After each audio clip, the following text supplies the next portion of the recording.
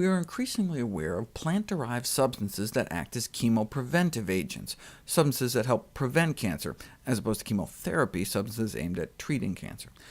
These substances are not only inexpensive, they're easily available, have no or limited toxicity. Since 1987, the National Cancer Institute has tested more than 1,000 different potential agents for chemopreventive activity, of which only a few dozen were moved to clinical trials. Curcumin, present in the Indian spice turmeric, which is used in curry powder, is one such agent that is currently under clinical investigation for cancer chemoprevention.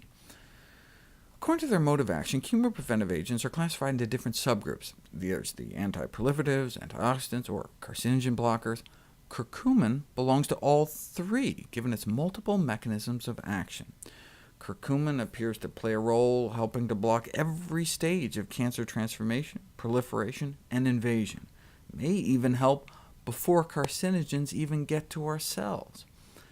A study back in 1987 investigated the effects of curcumin on the mutagenicity, the DNA mutating ability of several toxins, and they found that curcumin was an effective anti-mutagen against several environmental and standard mutagenic and cancer-causing substances. But this was in vitro, from the Latin meaning in glass, meaning in a test tube or petri dish. What about in people? Well, it's not like you can take a group of people and expose them to some nasty carcinogen just so you can give half of them turmeric and see what happens.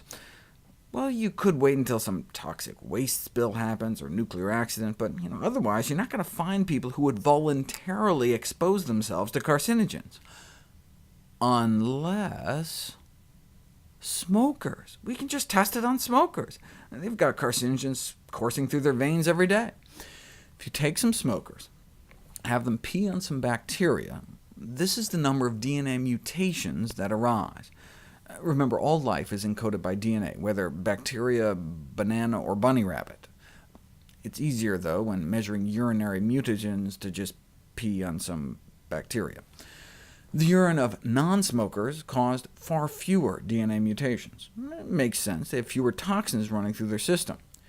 And if you have the smokers eat turmeric for a month, have the non-smokers eat turmeric for a month, nothing really happens. All right. What if you do the same for smokers, though? 15 days later, they're down to here. 30 days, they're down to here. Right. And this is not some concentrated curcumin supplement. This is just plain turmeric, like you'd buy at the store, and less than a teaspoon a day, indicating that dietary turmeric is an effective anti-mutagen. You'll note, though, on this graph, there's an even more effective anti-mutagen: not smoking. Even eating turmeric for a month, the DNA-damaging power of smoker pee exceeded that of non-smokers.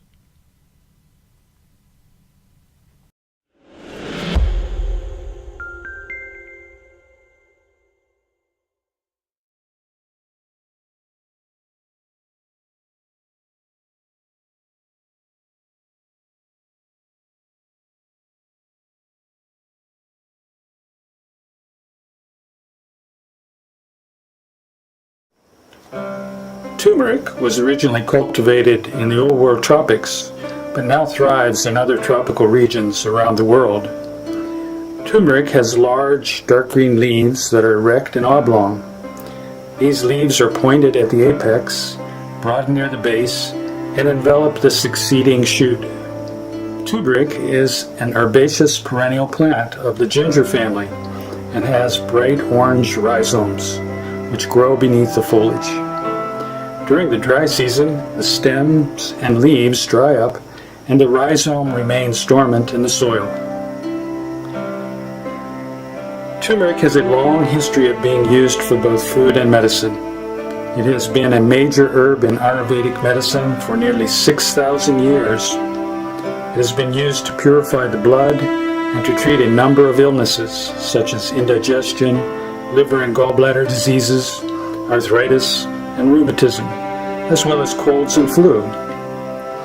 Raw turmeric applied to the skin is effective in treating inflammations, infections, bruises, and sprains. Since the discovery of turmeric's antioxidant phenolic compounds and the protection that these compounds provide against free radicals, this spice is now viewed as much more than just a food colorant or yellow dye. Turmeric's potential use in cancer prevention and the treatment of HIV infections is now the subject of intense laboratory and clinical research. Using turmeric in your food is a good way to prevent health problems. A small quantity of raw, grated turmeric adds taste to salad dressings and gives them a bright orange color. Curry, which is made from turmeric and ginger, is another excellent seasoning that provides preventative health care maintenance. Turmeric tea is also beneficial for the restoration of the liver and the gallbladder, and aids in reducing inflammation and swelling and arthritis.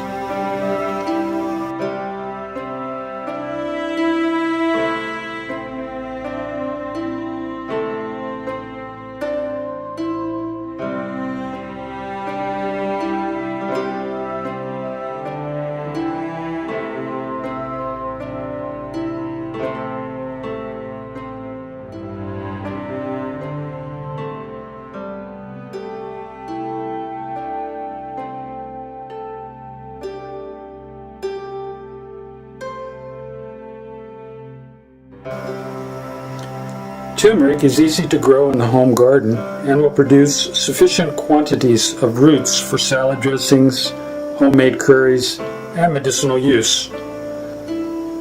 You can use fresh roots from the markets for planting, or perhaps from your neighbors. Plant the roots superficially in the soil during April and May. Keep the area free of weeds during the following months, and later in the dry season, turmeric can be harvested for home use.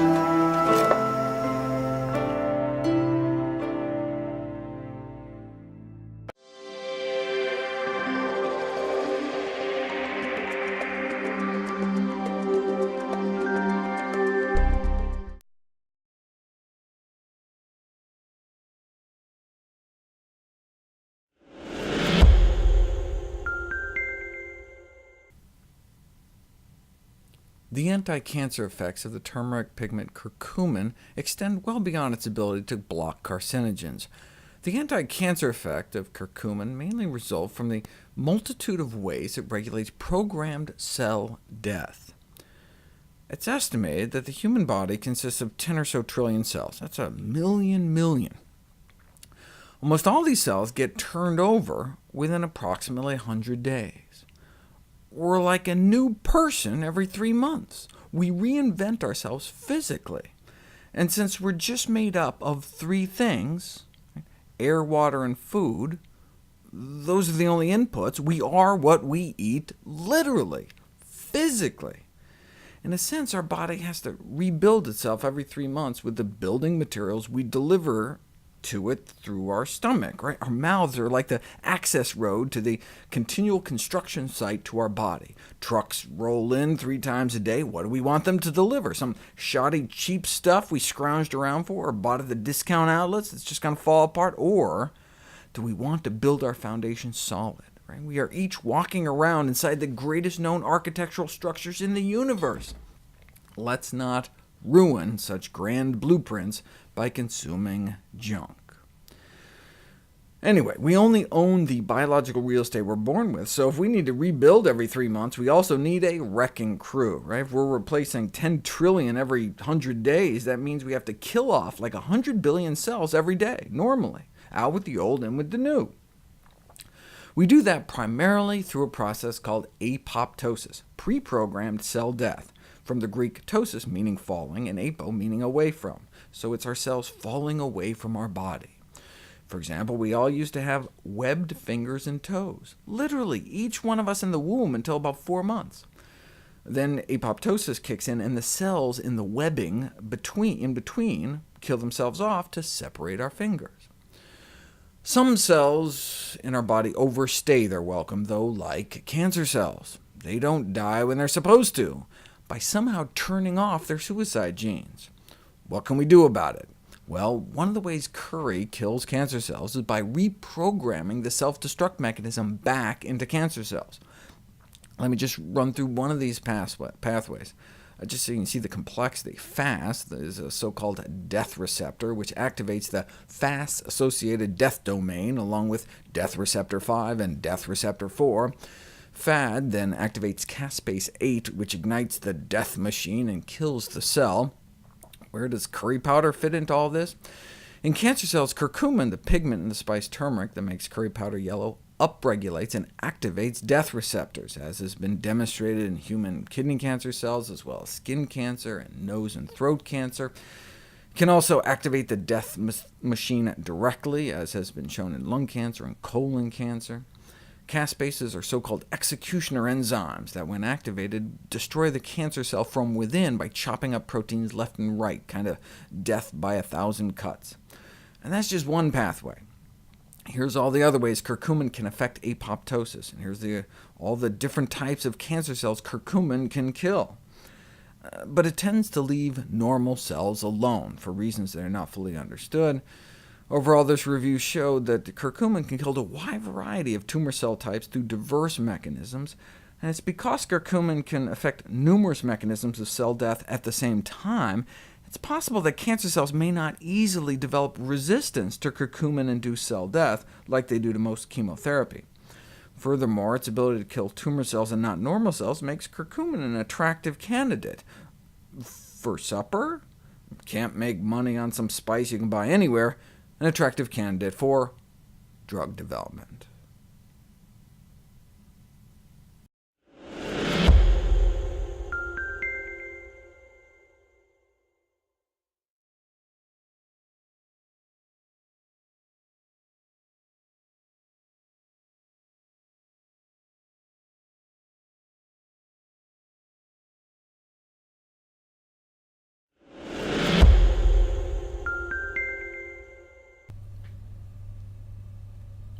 The low incidence of large and small bowel cancer in India is often attributed to natural antioxidants such as curcumin in the diet, the yellow pigment in the spice turmeric, which is used in curry powder. However, it's imperative to recall that beneficial effects attributed to diets are seldom reproduced by administration of a single ingredient in that diet. For example, diets rich in beta-carotene lower the risk of tobacco-related cancers, but the administration of beta-carotene pills does not. That doesn't stop researchers from trying, though.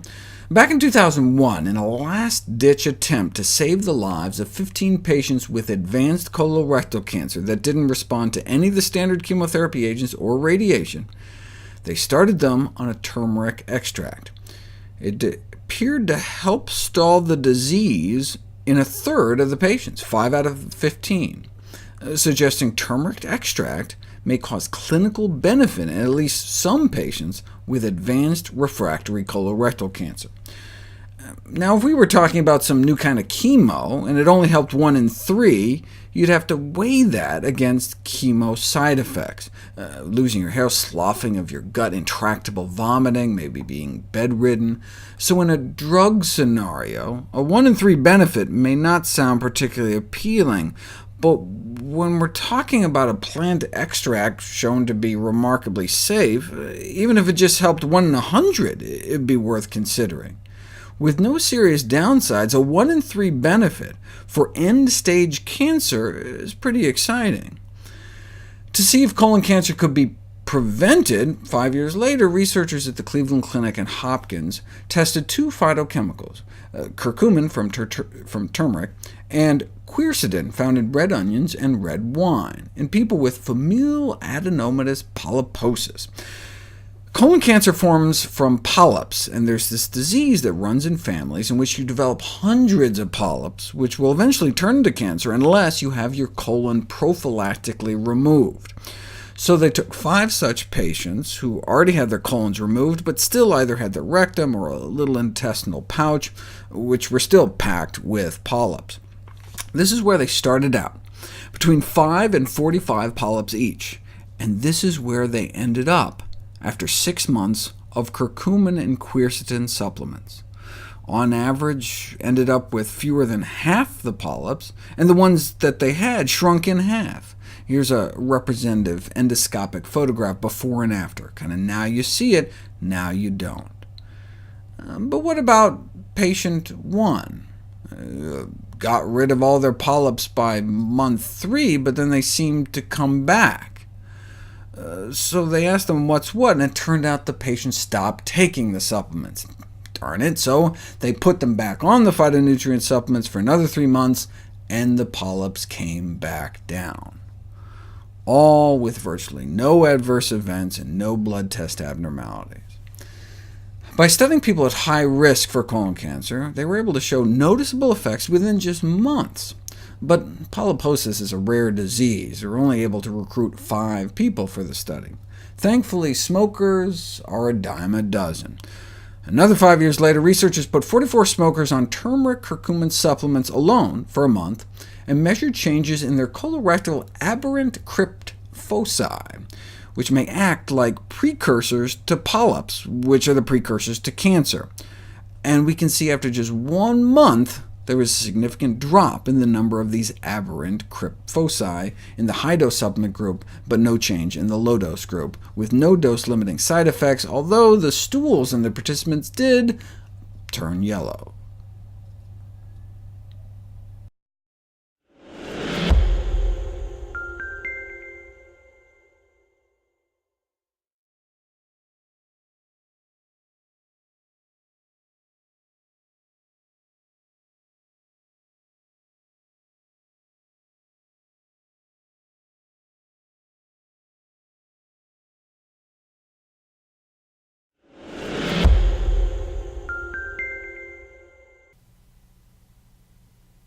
Osteoarthritis is the most frequent cause of physical disability among older adults in the world, affecting more than 20 million Americans, with 20% of us destined to be affected in coming decades, and becoming more and more widespread among younger people as well.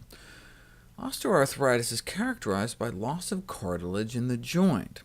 We used to think it was just mechanical wear and tear, but is now generally accepted as an active joint disease with a prominent inflammatory component, as evidenced by, for example, significantly higher production of inflammatory prostaglandins from tissue samples obtained from the knees of people suffering from the disease. If the loss of cartilage is caused in part by inflammation, might an anti-inflammatory diet help, like it does with rheumatoid arthritis? Using optimal nutrition and exercise as the first-line intervention in the management of chronic osteoarthritis could well constitute the best medical practice. Where's the best science on what optimal nutrition might look like? The China study is a prime example, showing the serious health consequences of high consumption of pro-inflammatory foods, meat, dairy, fat, and junk, and low consumption of anti-inflammatory plant foods, whole grains, vegetables, and fruits, and beans, split peas, chickpeas, and lentils.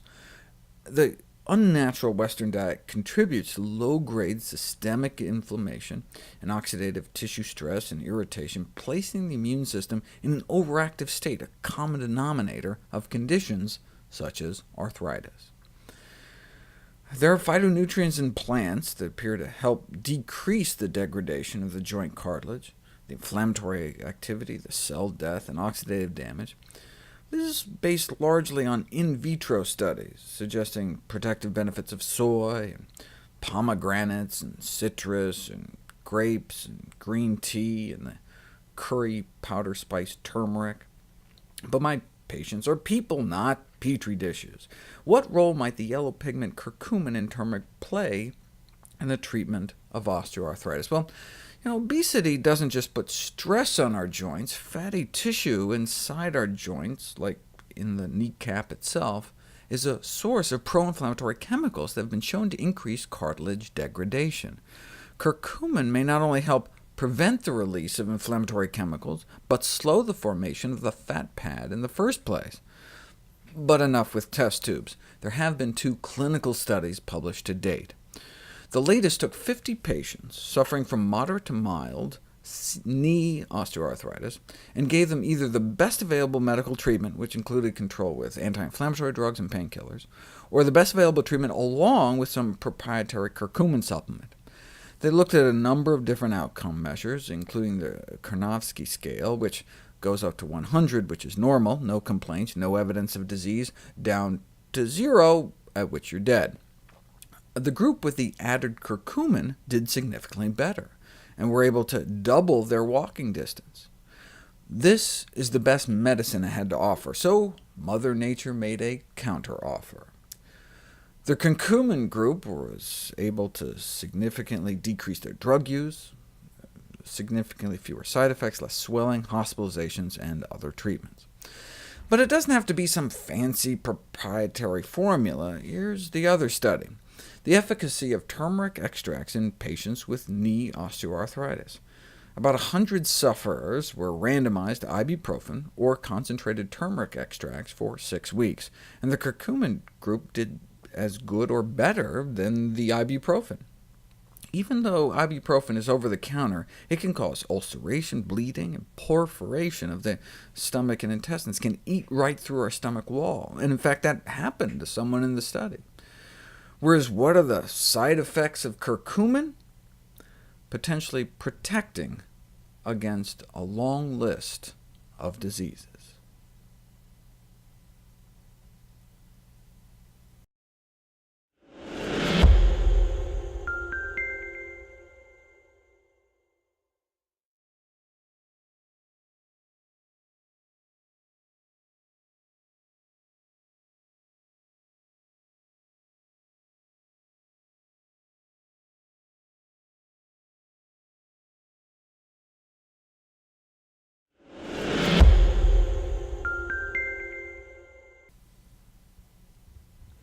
According to the World Health Organization, 80% of the Earth's inhabitants rely upon traditional medicines for their primary healthcare needs, in part due to the high cost of Western pharmaceuticals.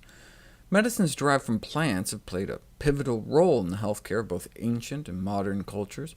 One of the prime sources of plant-derived medicines is spices. Turmeric is one such spice, known around the world by different names, my favorite of which is probably Zard Chubag.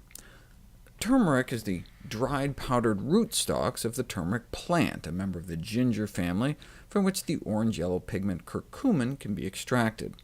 The spice turmeric is what makes curry powder yellow, and curcumin is what makes turmeric yellow. The molecule even looks cool. I always thought it kind of looked like a crab. Anyways, in recent years, more than 5,000 articles have been published in the medical literature about curcumin. Many sport impressive-looking diagrams suggesting curcumin can benefit a multitude of conditions via a dizzying array of mechanisms.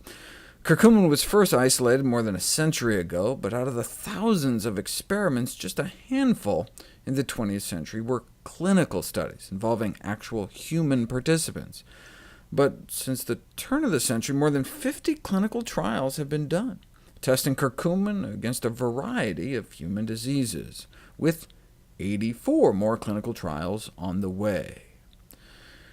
But most of the 5,000 were just in vitro lab studies, which I've resisted covering until they moved more out of the petri dish and into the person. But this study got my attention. Rheumatoid arthritis is a chronic, systemic inflammatory disorder that causes progressive destruction of the cartilage and bone of joints. The long-term prognosis of RA is poor, with as much as 80% of patients affected becoming disabled, with a reduction of years in life expectancy. There's lots of drugs one can take, but unfortunately they're often associated with severe side effects, including blood loss and bone marrow suppression, and toxicity to the liver and eyes. There's got to be a better way. Well, the efficacy of curcumin was first demonstrated over 30 years ago, a double-blind crossover study, curcumin versus phenylbutazone, a powerful anti-inflammatory drug they use in racehorses.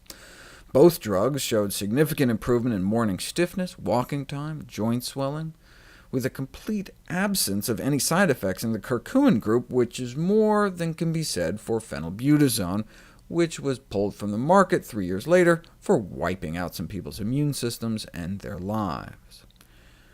Here's the latest. 45 patients diagnosed with rheumatoid arthritis were randomized into 3 groups: curcumin, the standard of care drug, or both. The primary endpoint was a reduction in disease activity, as well as a reduction in joint tenderness and swelling. All 3 groups got better, But interestingly, the curcumin groups showed the highest percentage of improvement, significantly better than those in the drug group. The findings are significant, demonstrating that curcumin alone was not only safe and effective, but surprisingly more effective in alleviating pain compared to the leading drug of choice, all without any apparent adverse side effects. In fact, curcumin appeared protective, given that there were more adverse reactions in the drug group than the combined drug and curcumin group. In contrast to the nonsteroidal anti-inflammatory drugs, curcumin has no gastrointestinal side effects and may even protect the lining of the stomach.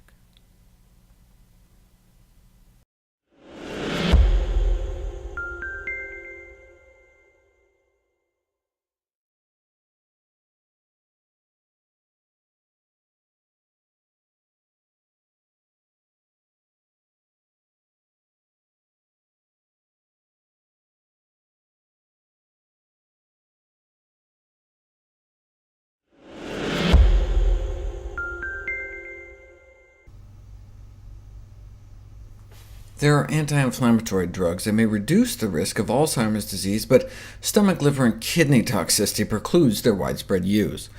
So maybe using an anti-inflammatory food, like the spiced turmeric found in curry powder, could offer the benefits without the risks? Before even considering putting it to the test, though, one might ask, well, do populations that eat a lot of turmeric have a lower prevalence of dementia? They may actually have the lowest reported prevalence of dementia in Alzheimer's. OK, so far so good. But maybe because it's such an impoverished area that people just don't live very long. So you need to know more than just prevalence, how many Alzheimer's cases are walking around, but the incidence of the disease, how many new people are coming down with it every year, which reflects the kind of true rate of disease occurrence. In rural Pennsylvania, the incidence rate of Alzheimer's disease among seniors is 19. 19 people in 1,000 over age 65 develop Alzheimer's every year in rural Pennsylvania.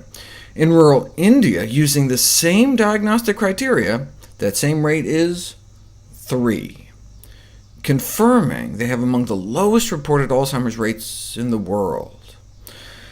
Although there isn't much to go on, the lower prevalence of Alzheimer's in India is generally attributed to the turmeric consumption as part of curry, and it's assumed that people who use turmeric regularly have a lower incidence of the disease, but let's not just assume. 1,000 people tested, and those who consume curry, at least occasionally, did do better on simple cognitive tests than those that didn't.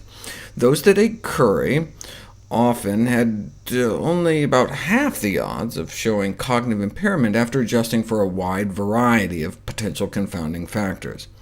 This suggests that curry consumption may be associated with better cognitive performance.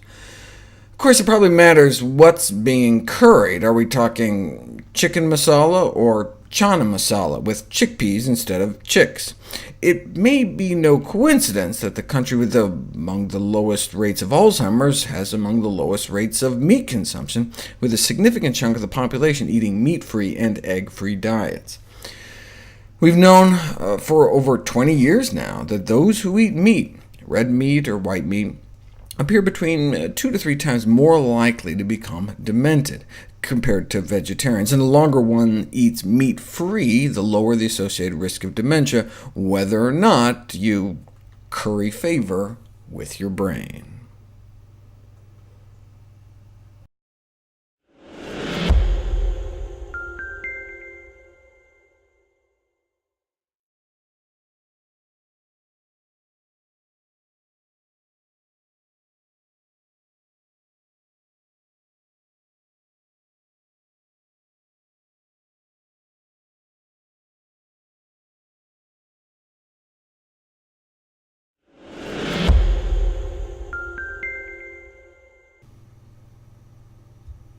Pancreatic cancer is among the most aggressive forms of human cancer, with a very high mortality rate.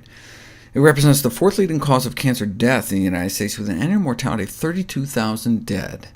With a 5-year survival rate of only 3% and average survival less than 6 months, diagnosis of pancreatic cancer carries one of the poorest prognoses. It's one of the worst things a doctor ever has to tell a patient.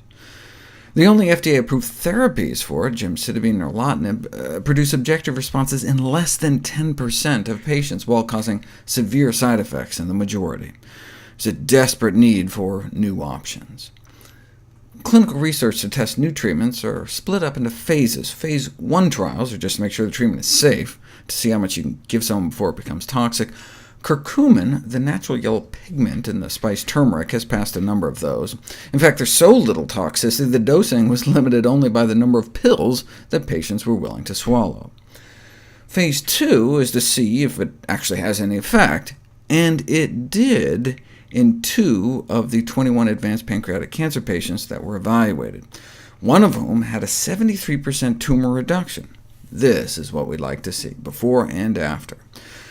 Unfortunately, the effect was short-lived. This lesion remained small, but apparently a curcumin-resistant tumor clone emerged, whereas the other patient showed a slow improvement over a year, stable disease for over 18 months. In fact, the only time their cancer markers bumped up was during a brief 3-week stint where the curcumin was stopped. So it does seem to help some patients with pancreatic cancer, and most importantly, what's the downside? Right? No curcumin-related toxic effects up to doses of 8 grams a day. What happens after 8? We don't know, because no one was willing to take that many pills. They were willing to go on one of the nastiest chemotherapy regimens on the planet, but didn't want to be inconvenienced with swallowing a lot of capsules. Anyway, the only surefire way to beat pancreatic cancer is to prevent it in the first place. In 2010, I profiled this study, the largest such study in history, which found that dietary fat of animal origin was associated with increased pancreatic cancer risk. But which animal fat is the worst? Well, the second largest study has since chimed in to help answer that question. Poultry was the worst. The first finding of its kind, 72% increased risk of pancreatic cancer for every 50 grams of daily poultry consumption. That's just like a quarter of a chicken breast. The reason white meat came out worse than red may be because of the cooked meat carcinogens in chicken, the heterocyclic amines that build up in grilled and baked chicken. These mutagenic chemicals have been associated with a doubling of pancreatic cancer risk. Other recent studies include one out of San Francisco implicating the standard American diet, and one out of Italy. High consumption of meat and other animal products, as well as refined carbs, was associated with pancreatic cancer risk, whereas a diet rich in fruit and vegetables appeared to lower risk. Eating meat may increase risk, whereas eating fake meat has been found associated with significantly less risk. Those who eat plant-based meats like veggie burgers and veggie dogs 3 or more times a week had less than half the risk of fatal pancreatic cancer. Legumes and dried fruit were found to be similarly protective.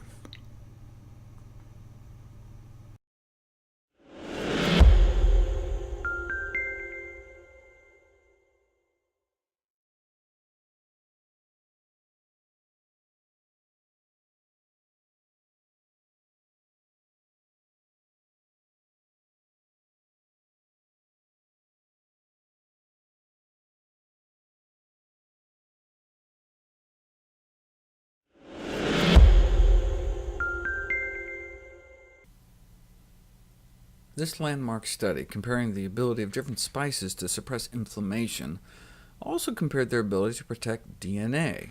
Cloves, ginger, rosemary, and turmeric were able to significantly stifle the inflammatory response, but what about DNA protection? If you take a tissue sample from some random person, around 7% of their cells may show evidence of DNA damage, actual breaks in the strands of their DNA. And if you blast those cells with free radicals, you can bring that number up to 10%. But if the person had been eating ginger for a week, that drops to just 8%. This is from a tissue sample taken from someone who hadn't been eating any herbs and spices, and as a result their cells were vulnerable to DNA damage from oxidative stress. But just including ginger in our diet may cut that damage 25%, and same with rosemary. But check out turmeric. DNA damage cut in half. Again, this is not just mixing turmeric with cells in some petri dish. This is comparing what happens when you expose the cells of spice eaters versus the cells of non-spice eaters to free radicals and just sit back and count DNA fracture rates. And not only did the turmeric work significantly better, but a significantly smaller dose. This is comparing about 1 1/3 teaspoons a day of ginger or rosemary to practically just a pinch of turmeric, about 1/8 of a teaspoon a day. That's how powerful the stuff is. So I encourage everyone to cook with this wonderful spice. Tastes great and may protect our cells in our body, with or without the added stress. If you just count DNA breaks in people's cells before and after a week of spices without the free radical blast, we see no significant intrinsic protection in the ginger or rosemary groups. But the turmeric group still appeared to reduce DNA damage by half. This may be because curcumin is not just itself an antioxidant, but boosts the activity of our own antioxidant enzymes. Catalase is one of the most active enzymes of the body. Each one can detoxify millions of free radicals per second. And if you consume the equivalent of about 3/4 of a teaspoon of turmeric a day, the activity of this enzyme in our bloodstream gets boosted 75%. Now, why do I suggest cooking with it rather than just throwing it in a smoothie? Well, this effect was found specifically for heat-treated turmeric. Because in practice many herbs and spices are only consumed after cooking, they tested both turmeric and oregano in both raw and quote-unquote cooked forms. In terms of DNA damage, the results from raw turmeric did not reach statistical significance, though the opposite was found for the anti-inflammatory effects. So maybe we should eat it both ways. Practical recommendations for obtaining curcumin in the diet might be to add turmeric to sweet dishes containing cinnamon and ginger. I add it to my pumpkin pie smoothies, which are otherwise just a can of pumpkin, frozen cranberries, pitted dates, pumpkin pie spice, and some non-dairy milk. And also cook with curry powder or turmeric itself.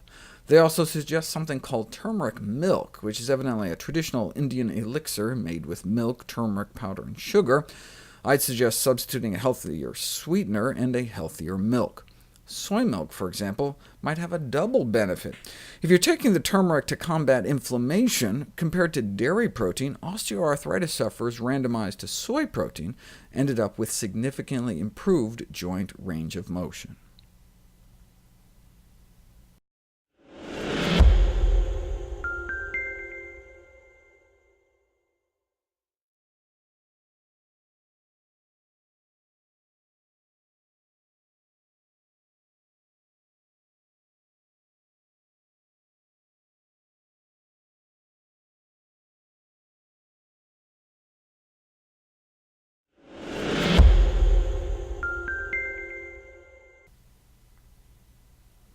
Following flax and wheatgrass, turmeric is the third best-selling botanical dietary supplement, racking up $12 million in sales, and increasing at a rate of about 20%. Curcumin is a natural plant product extracted from turmeric root, used commonly as a food additive, popular for its pleasant mild aroma and exotic yellow color, considered unlikely to cause side effects. Just because something is natural, though, doesn't necessarily mean it's not toxic. Strychnine is natural, cyanide is natural, lead, mercury, and plutonium are all elements. Can't get more natural than that. But turmeric is just a plant. Plants can't be dangerous. Tell that to Socrates. In considering the validity of the widely accepted notion that complementary and alternative medicine is a safer approach to therapy, we must remind ourselves and our patients that a therapy that exerts a biological effect is, by definition, a drug and can have toxicity. It cannot be assumed that diet-derived agents will be innocuous when administered as pharmaceutical formulations at doses likely to exceed those consumed in the diet. Traditional Indian diets may include as much as a teaspoon of turmeric a day, which is the equivalent of about this much fresh turmeric root. If you look at the doses of turmeric that have been used in human studies, they range from less than 1/16 of a teaspoon a day up to about 2 tablespoons a day for over a month, whereas the curcumin trials have used up to the amount found in cups of the spice, around 100 times more than what curry lovers have been eating for centuries. Still without overt serious side effects in the short term at least, but if you combine both high-dose curcumin with black pepper for that 2,000% bioavailability boost, That could be like consuming the equivalent of 29 cups of turmeric a day. That kind of intake could bring peak blood levels up around here, where you start seeing some significant DNA damage, in vitro at least. So just incorporating turmeric into our cooking may be better than taking curcumin supplements, particularly during pregnancy. The only other contraindication cited in the most recent review was the potential to trigger gallbladder pain in people with gallstones. If anything, curcumin may help protect liver function and help prevent gallstones by acting as a cholecystokinetic agent, meaning it facilitates the pumping action of the gallbladder to keep the bile from stagnating. In this study, they gave people a small dose of curcumin, about the amount found like a quarter teaspoon of turmeric, and using ultrasound, we're able to visualize the gallbladder squeezing down in response, with an average change in volume about 29%. Optimally, though, you'd want to squeeze it in half, so they repeated the experiment with different doses, and it took about 40 milligrams to get a 50% contraction. That's about a third of a teaspoon of turmeric every day. On one hand, that's great, totally doable. But on the other hand, I'm thinking, wow, that's some incredibly powerful stuff. What if you had a gallbladder obstruction? If you had a stone blocking your bile duct, and you eat something like that makes your gallbladder squeeze down that hard, it could hurt. So patients with biliary tract obstruction should be careful about consuming curcumin. But for everybody else, these results suggest that curcumin can effectively induce the gallbladder to empty, and thereby reduce the risk of gallstone formation in the first place, and ultimately perhaps even gallbladder cancer.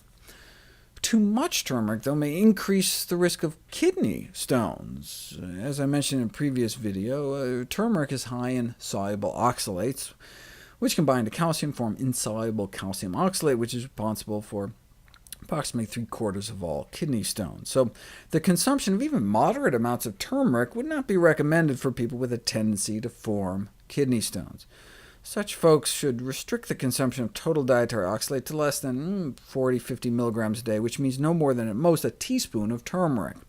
So for example, those with gout are, by definition, it appears, at high risk for kidney stones, and so if their doctor wanted to treat gout inflammation with high-dose turmeric, then that's where curcumin supplements might come into play, because to reach high levels of curcumin in turmeric form would incur too much of an oxalate load. If one is prescribed a supplement, how do you choose? The latest review recommends purchasing from Western suppliers that follow recommended good manufacturing practices, which may decrease the likelihood of our buying an adulterated product.